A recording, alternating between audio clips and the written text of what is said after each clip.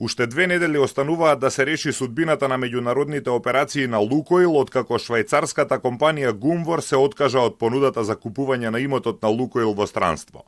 Предходно американската влада соопшти дека нема да му издаде лиценца на Gunvor додека трае војната во Украина.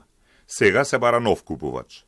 Американските санкции против меѓународните трансакции на Лукойл стапуваат на сила на 21 ноември.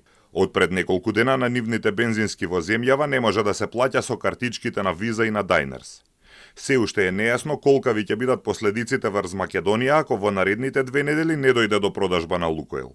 Властите велат дека ја следат ситуацијата и уверуваат дека снабдувањето со нафта во земјава нема да биде загрозено. Над 86% од нафтените деривати во земјава доаѓаат преку Грција. Лукойл во земјава има 40 бензински пумпи и 10 резервоари со вкупен капацитет од 8320 кубни метри. Вработува околу 550 луѓе. Според извештајот на Регулаторната комисија за енергетика од 2024 година, Лукойл увезува околу 8% од нафтените деривати во земјава. Држи скоро 11% од пазарот на нафтени деривати и над 15% од малопродажбата. Нафтените деривати во земјава ги увезува од нивната рафинерија во бугарскиот град Бургас, најголема на Балканот, која исто така е погодена од санкциите.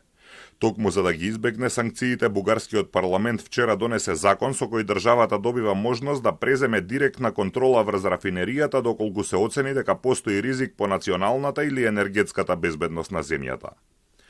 По воведувањето на американските санкции против Роснефт и Лукойл пред 2 недели, берзанските цени на нафтата се зголемија.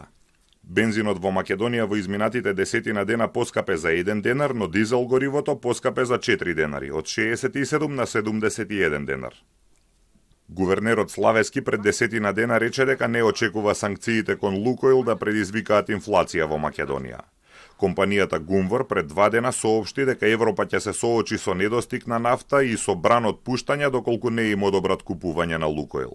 Руската компанија има рафинерии во Бугарија и во Романија, поседува нафтени подлиња во Русија, Централна Азија и на Блискиот Исток, како и продажна мрежа во десетици земји од Америка до Европа.